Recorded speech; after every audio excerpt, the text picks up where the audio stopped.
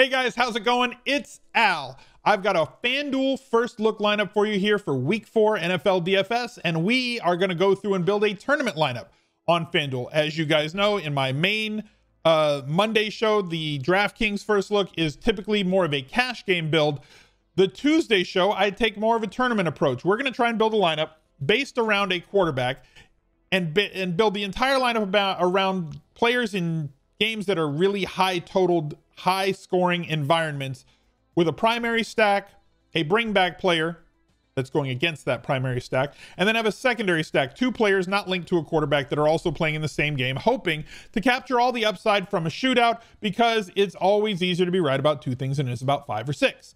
Those are the general rules to go about trying to build a tournament lineup. They're very simple. There's other things that you can do. There's leverage plays. You can get off of expected percentages on players in tournaments to focus on players that people are missing at a little bit lower percentage.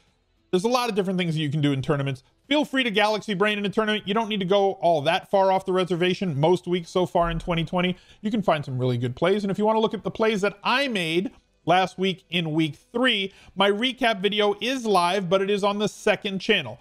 There is going to be a link down below in the pinned comment. There will also be a little card up here right now that's going to show you how to get there. There's a link in both places. You can go check out the recap from week 3 on FanDuel and DraftKings, see the tournament lineups that I played, the cash lineups, get my results from week 3, all the decisions that I made and why, as well as the cage match results. It's all there in that video. Go sub to the second channel. We've instituted a brand new rule here on the main channel, also exists on the second channel. I'm not going to ask you for a specific number of likes anymore. I expect you, chat, to be a self-regulating YouTube viewership. We're looking for 10% of the likes on a video. So this video typically gets between 9 and 10,000 views on a week. So therefore, we need about 900 to 1,000 likes on this video. If you're new to the channel, welcome. Those are the announcements. Subscribe, ring the notifications bell.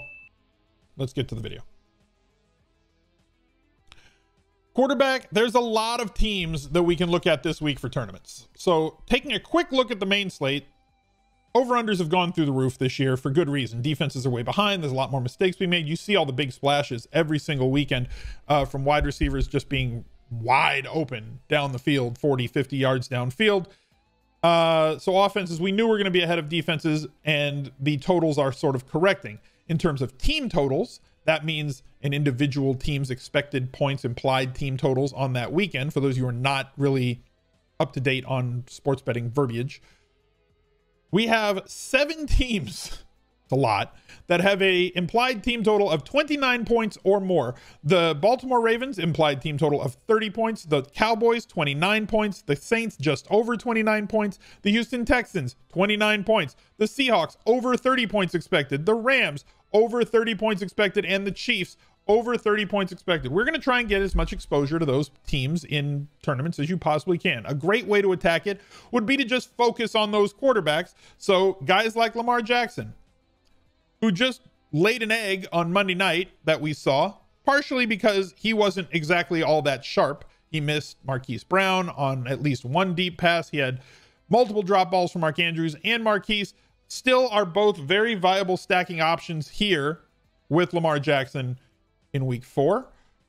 We also have Russ Wilson, who apparently is going to throw for 4+ touchdowns every single week. That's just kind of what he does now. This is the world that we live in. 36, 34, 31 points on DraftKings each of the first 3 weeks, 9,000 on the week. Let's just sort by quarterbacks. Patrick Mahomes, always in play, especially for tournaments, not necessarily for cash games because of the high price. Though recently, weeks 1, 2, and 3, you probably could have afforded a really high dollar quarterback, especially on FanDuel, with how squishy, I'm just saying, the pricing has been.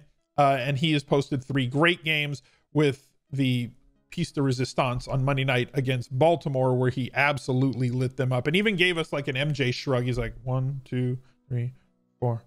That was pretty cool. Josh Allen, love him for tournaments. He has hit the 300-yard mark every single week. He has got multiple touchdowns in every single game, a rushing touchdown in 2 of them. The scariest thing about Josh Allen for me is not Josh Allen. The scariest thing for Josh Allen for me is who to pair with him if you're trying to stack, which was kind of the point that I was making on Twitter this weekend.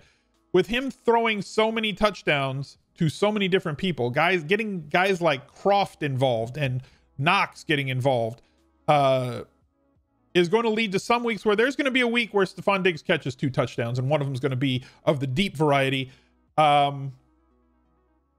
That's the week you want to stack him. It's just going to be hard to pick out that week. Now, he has faced 2 really bad opponents. The Rams, I think, are a very good defense. So I was very impressed with the week that he had in week 3. We'll see if he can keep it rolling in week 4 against Las Vegas, who this game does have a really high total in this one as well. Though the Raiders do try to play a lot slower than those other teams that he has just played against. Kyler Murray has been outstanding. You can easily stack him with DeAndre Hopkins. I know 2 touchdowns went to Andy Isabella in week 3. I don't know how much of a thing Isabella is going to be moving forward. He only had 4 targets, 2 of those turned into touchdown receptions. So obviously, if you stacked him for value, you made out like a bandit in week 3. Obviously, the easiest way to go is to just stack with Hopkins. Dak Prescott, another quarterback that we can stack. Cam Newton, somebody that I want to stack when he is in situations where he's going to have to throw the ball a lot more. His wide receivers are going to carry low prices because of that. Damiere Byrd and N'Keal Harry, 2 guys that are going to carry lower prices from week to week because there's going to be such a variance between their floor and their ceiling this week against Kansas City. You would assume that they're going to have to score a lot of points, which means they're going to have to throw the ball a lot more. Yes, there are game scripts where New England gets a lead in this game and then tries to bleed clock, like I believe that they are going to do anytime that they have a lead this year and run the ball 30, 40 times, and they're going to play very slow in those situations. But we saw in week 2 when they played against Seattle, they were forced to really open up that offense and throw. And in the cases that happens, Cam Newton is a dominant tournament play and can be paired with guys like Harry and Edelman, or Edelman and or Damiere Byrd for those type of games. And I think that this game profiles to be more like the Seattle game. I'm not predicting 35 FanDuel or DraftKings points for Cam Newton, but I think it does profile more along the lines of this sort of a game than the game against Las Vegas or Miami, where they were playing at home and they were being favored. Now they're going on the road to Kansas City, a team that may or may not be able to be stopped, because as much as Belichick likes to take away your favorite toy on offense, what are you going to take away on Kansas City that's going to stop anything else? You take away Tyreek Hill, great. You're going to die by Kelsey and Elaire. If you take away Elaire, you're going to get killed by Kelsey and Hill.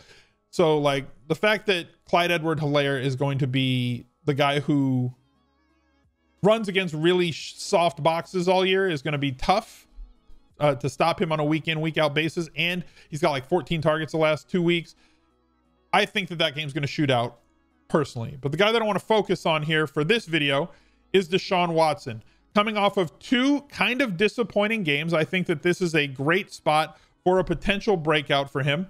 Going up against Minnesota, who has done nothing to stop any offense that they have played this year. We have been kind of piling in players against them.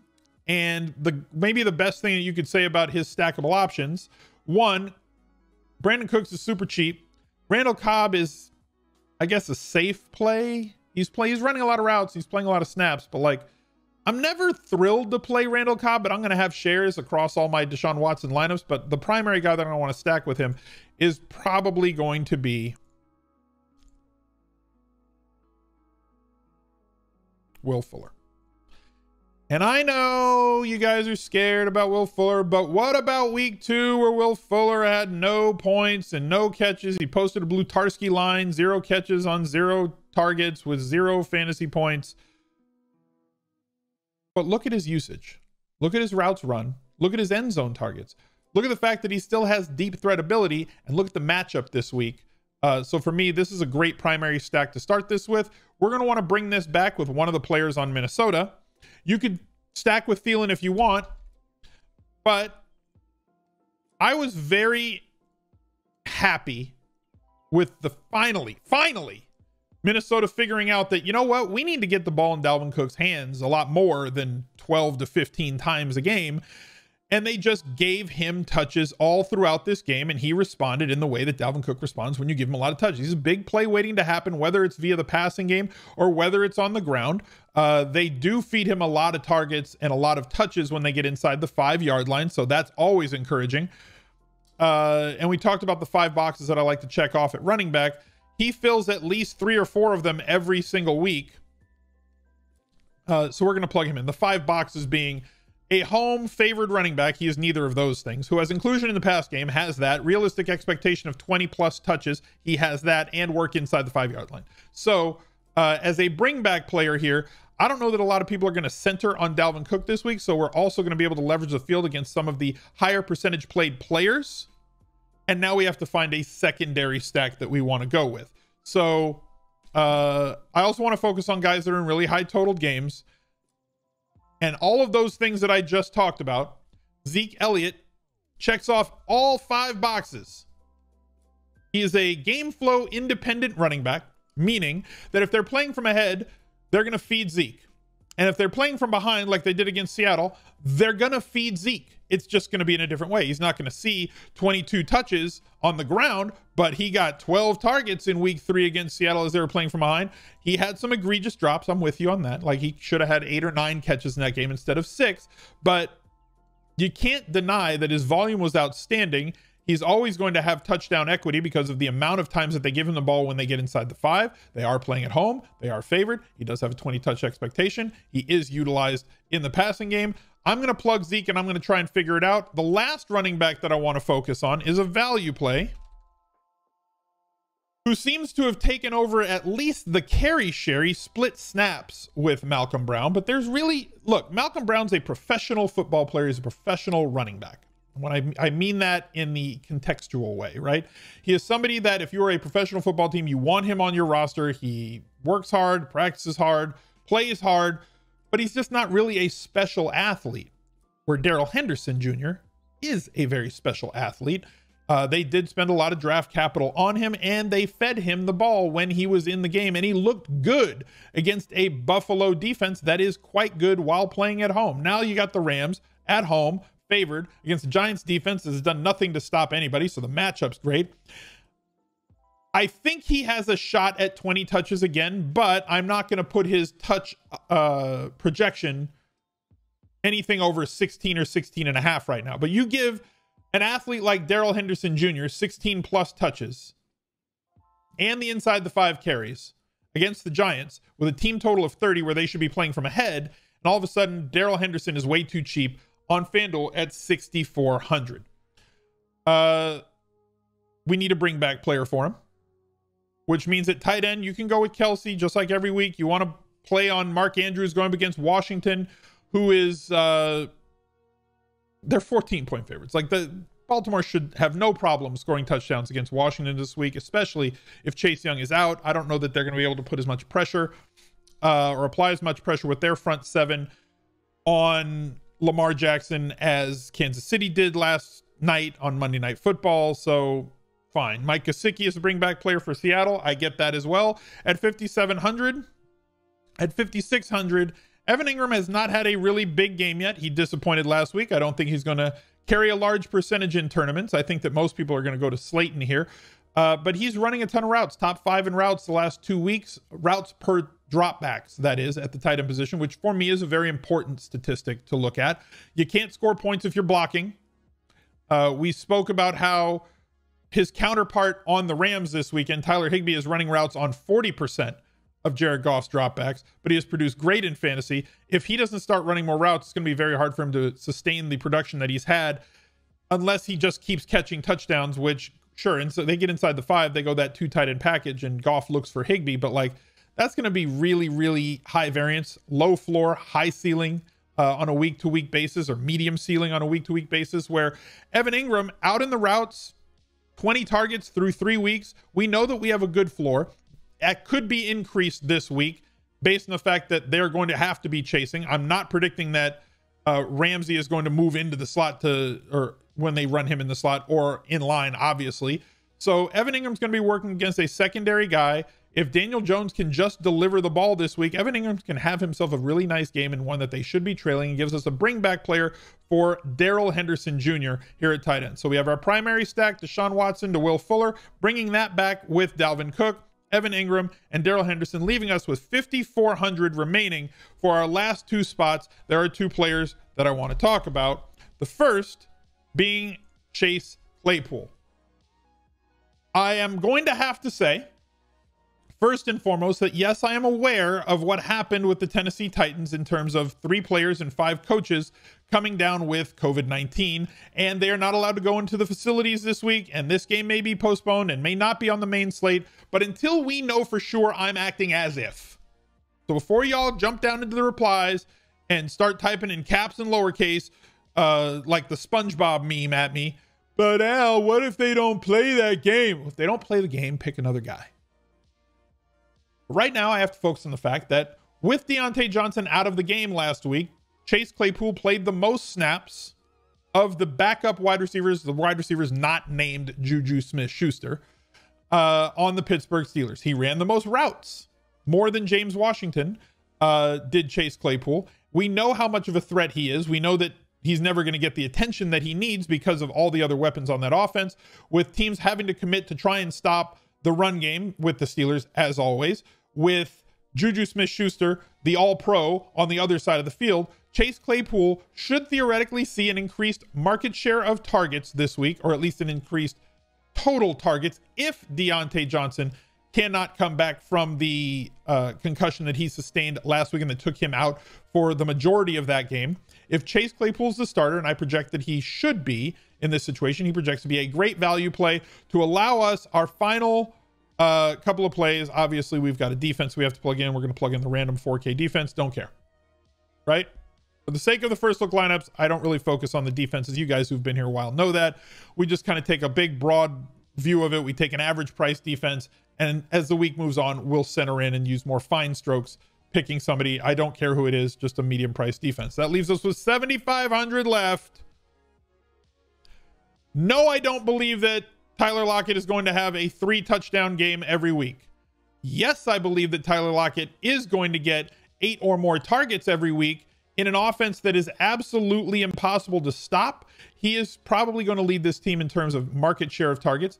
He was top 5 in the league in terms of end zone targets last year. So the touchdown equity is always going to be there in a Russ Wilson offense. And not that anybody can stop them, but the Miami Dolphins probably should not be able to.